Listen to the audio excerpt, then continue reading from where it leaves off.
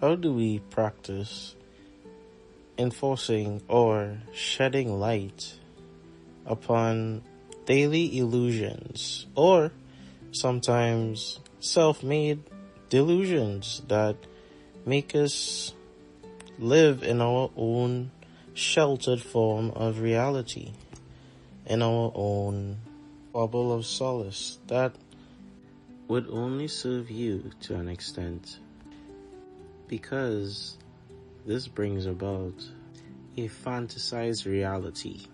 In that bubble, in that illusion, there is a limit.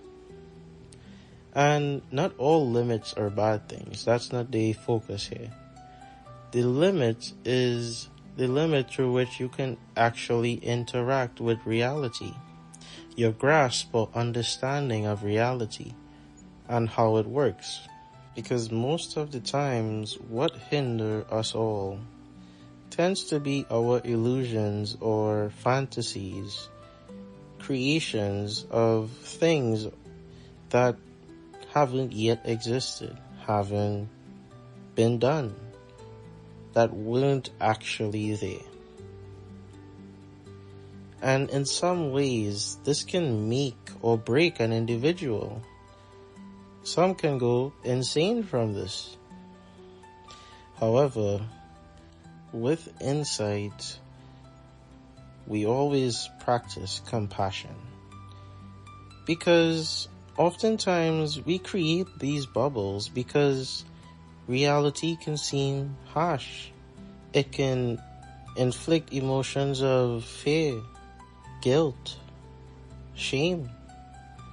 It can make you sometimes hateful. In some ways, it may even make you lie to yourself, thus creating the illusion. And this isn't a general thing that happens. Think about every moment in your life, every moment in the day. When you have a decision to make, when you have an interaction to have, it stays with you on a subconscious level. And this can happen because the person has no regulation, or sometimes we don't have the understanding of a trigger or possible event that was connected to that interaction. And every time that interaction happens, it goes into that illusion because of that singular moment that created that lie, that bubble, that illusion to yourself. So as we go through the day, what I would like you to do when you make decisions, check with yourself. What does this mean? Check, does it align with your morale, and does it help? Not just yourself, but someone else. Now, nothing is wrong with it just being for yourself, but learning externally from practice helps bring a higher state of understanding because you're practicing. Practical application helps tremendously when it comes to developing your insights and intuition. In a word, we can call it opening your mind, allowing possibility to always happen within yourself. This doesn't mean you have to change course of your life. This doesn't mean you have to do something. It means that you see everything for what it is, its uniqueness. It's what makes it special, what makes it individual, and you appreciate it. Because oftentimes we look for ourselves in most of what we do.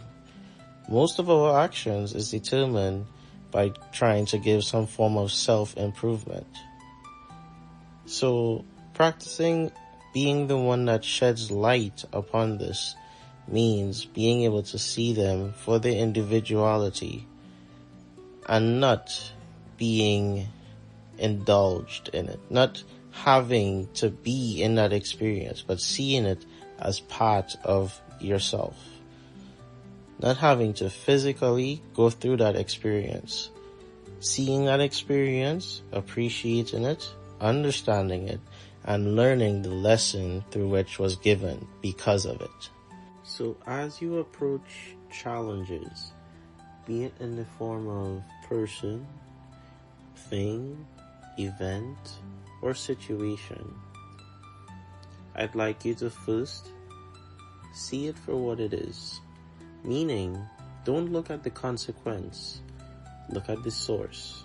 Look at why. Why did this happen? Why did this occur? How did this occur? And then, when you see that, accept it. And after you accept it, apply compassion to it. Meaning, do not quickly apply criticism. Do not apply judgment on it. Instead, nurture it. Show it compassion. Understand it for what it was, and now show it who you are or what you would like to be. Compassionate because of this newfound insight or illusion that was shed, because you now have seen the source and you have applied compassion to it. You can now see it for what it is and shed light upon it, not just for yourself, but for others. But as you practice this, it is about nurturing your higher insight and intuition. In turn, you will naturally become a source of wisdom, somewhat seen as a teacher, because of your heightened states and insight and intuition. So as we practice this daily, remember, look at it for what it is. Do not look at the consequence of what it is. Consequences happen in many forms. They come from the same source. However, how it was interpreted, how it was acted upon was different. That determined its difference in consequence. So learn from it and apply compassion to it. This will help nurture your growth. This is a source of expansion. This is how you open your mind. Remember, this is not only for daily practice. This is for your general spiritual journey. As you grow your insight, becoming more conscious about the many variations that exist both within the conscious and the superconscious, meaning the higher self, your higher self, your higher morale. What we call it in spirituality, we call it the realized self. When you are able to now see all these different forms in your life, in your day, and act upon it, not out of self, but out of truth and for what it is. Expand your insights, grow your intuition, and remember, add compassion upon it all, and it will become an award for yourself. Compassion is your reward, and insight its successor. This is your Formless Guide, signing off.